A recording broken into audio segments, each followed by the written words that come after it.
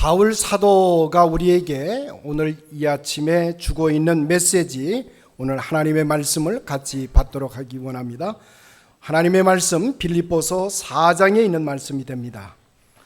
오늘 성경 말씀 빌립보서 4장 1절로 7절에 이르는 말씀을 함께 교독하시깁시다. 성경 321면에 있습니다. 같이 빌립보서 4장 1절부터입니다.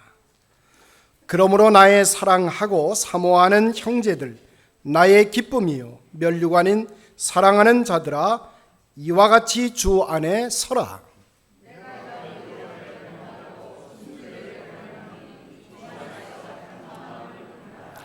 또 참으로 나와 멍에를 같이 한 내게 구하노니 복음에 나와 함께 힘쓰던 저 여인들을 돕고, 또한 클레멘트와 그 외 나의 동역자들을 도우라. 그 이름들이 생명책에 있느니라.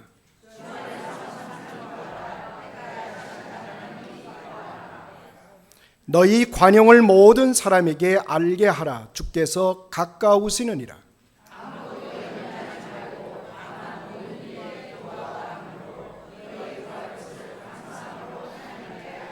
7절입니다. 시작. 그리하면 모든 지각에 뛰어난 하나님의 평강이 그리스도 예수 안에서 너희 마음과 생각을 지키시리라. 아멘. 사도 바울은 우리에게 오늘 이 아침에 네 가지를 명령하고 있습니다. 첫째는 항상 기뻐하라. 둘째는 너희들의 관대함을 모든 사람에게 보여주라. 셋째는 아무것도 염려하지 말라. 넷째는 모든 일에 감사하는 심정으로 기도하라. 이 네 가지 명령은 그러나 지키기가 그렇게 쉬운 것들은 아닙니다. 항상 기뻐할 수만은 없습니다. 우리들이 처한 환경, 우리들이 살고 있는 삶의 모습들은 언제나 기뻐할 수 있는 내용으로 차 있지 않기 때문입니다. 그렇기 때문에 권유나 호소가 아니라 명령이라고 하는 의미를 갖게 됩니다. 바울 사도는 내가 이렇게 말하는 것은 부탁이요 명령은 아니다라고 표현은 했지만, 그럼에도 불구하고 그는 감옥 안에서 감옥 밖에 있는 빌립보 교인들을 향해서 아주 강력한 메시지를 전하고 있는 것입니다. 어떻게 보면 빌립보서는 사도 바울이 빌립보 교인들에게 마지막으로 쓰는 편지입니다. 그렇다면 아마 유서쯤으로 우리가 해석을 해도 다르지 않겠다라고 하는 겁니다. 데살로니가 전서 5장 18절에 보면 범사에 감사하라. 이것이 너희를 향하신 하나님의 뜻이니라. 엄청난 단서를 달고 우리들에게 감사의 생활을 요청하고 있는 것입니다. 바울이 우리에게 요구한 대로 이 명령을 다 지키게 되면 어떤 결과가 이르게 되는가, 어떤 베네핏이 우리에게 주어지는가를 이렇게 설명하고 있습니다. 사람들의 모든 지각을 초월한 하나님의 평강이 너희들의 심정과 생각을 지켜줄 것이다. 우리가 기뻐하며 감사한 마음으로 기도할 때 하나님께서는 우리의 마음과 생각을 지켜주신다고 선포하고 있습니다. 때때로 우리의 마음과 우리의 생각은 다른 것들로 가득 차지요. 우리의 상상을 초월해서 우리의 수위를 넘어서서 기적적인 하나님의 평강이 우리들의 마음 속에, 그리고 우리들의 생각 속에 우리의 삶을 지켜주신다고, 여기에는 대단히 중요한 근거가 도사리고 있습니다. 사탄이 우리의 마음을 치고 들어와서 기쁨을 앗아버립니다. 사탄이 우리 속에 들어와서 이제 감사의 마음을 빼앗아 갑니다. 기쁨이 없어지고 감사가 없어지는,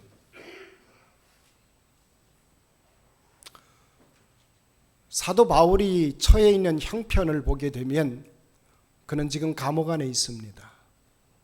그리고 그는 가이사의 재판을 기다리고 있는 형국입니다. 언젠가 사형을 당할 처지에 지금 놓여 있습니다. 빌립보 교인들에게 하고 있는 이 메시지는 한가로운 사도의 마음을 담아서 전하는 것이 아닙니다. 또 아마도 빌립보 교인들이 이제 너희들 뒤에 뒤따르고 있는 위험천만한 것들이 기다리고 있다는 사실을 바울은 알고 있었습니다. 그럼에도 불구하고 바울은 빌립보 교인들에게 말합니다. 주 안에서 기뻐하십시오. 다시 말합니다. 기뻐하십시오. 왜요? 이제 당신들이 맞게 될 미래는, 당신들에게 오고 있는 위험천만한 것들이 당신들의 엄습하게 될 터인데, 그런 환경과 그런 조건 아래서 기뻐함에 이르는 축복을 나누기를 원하는 것입니다.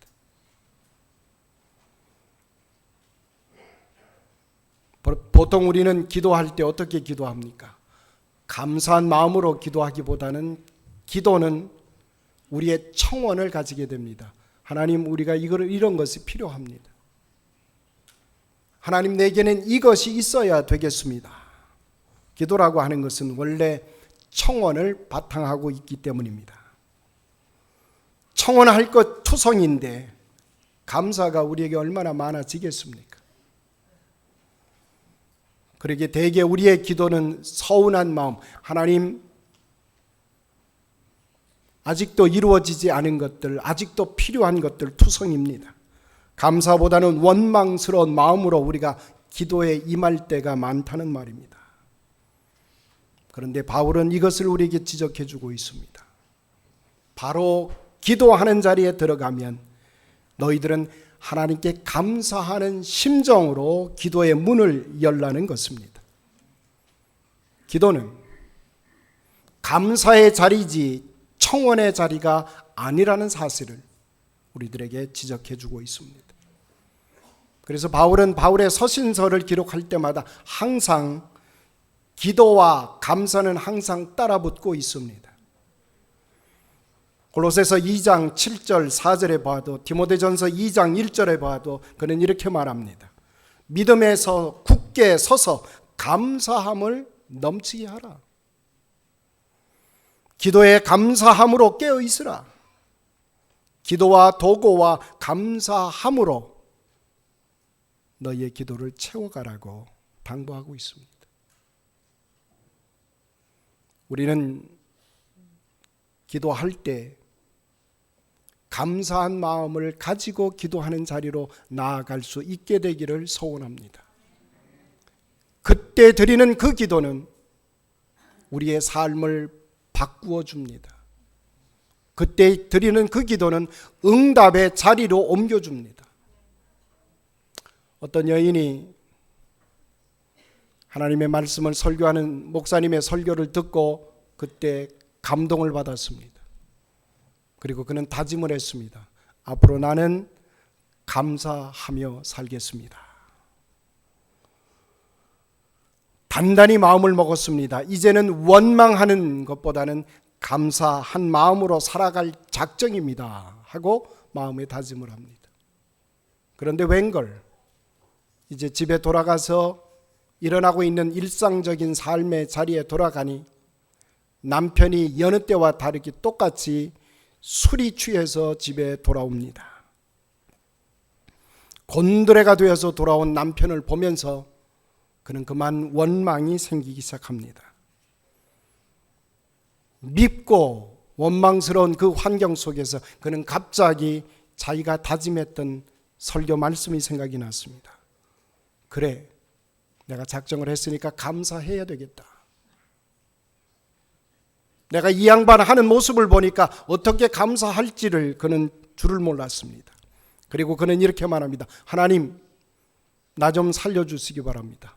내가 이 자리에서 어떻게 감사해야 될지 모르지만 좌우지간 감사할 것입니다. 하나님, 하고 기도하는 마음을 가질 때 그런 다른 생각이 그의 마음속에 떠오르는 겁니다. 그래, 그러고 보니까 내가 꽤 행복한 사람 중에 하나로구나. 쥐 못 잡는 고양이와 애 먹이는 남편은 그래도 없는 것보다는 낫다고 하는 생각이 드는 겁니다. 그렇게 술 취해서 들어온 그 남편이 그래도 교통사고 당하지 않고 집안에 들어온 것만 해도 얼마나 다행일까. 뭐 그런 생각이 갑자기 젖어드는 겁니다.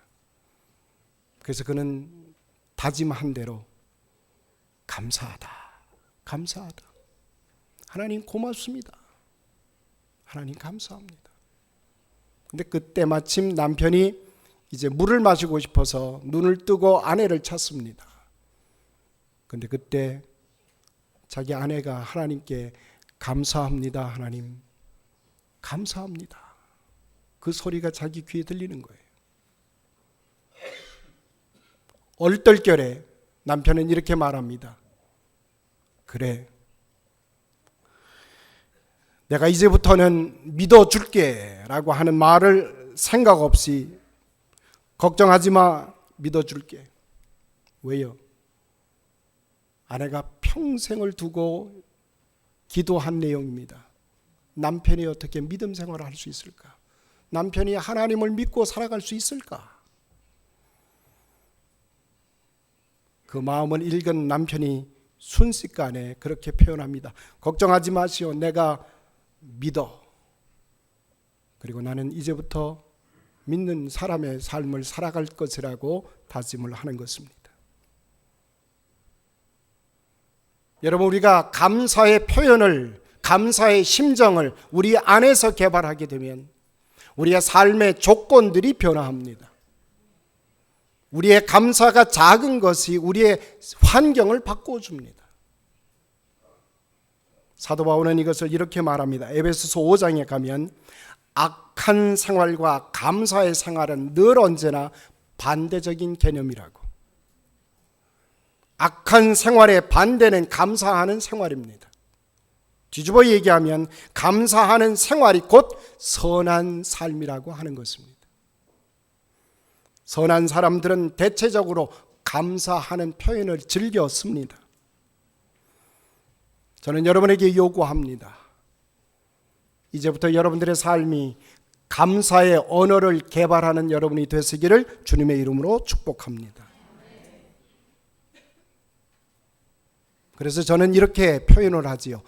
감사는 자연적인 감정이 아니라 감사는 고집입니다. 훈련입니다. 다짐입니다.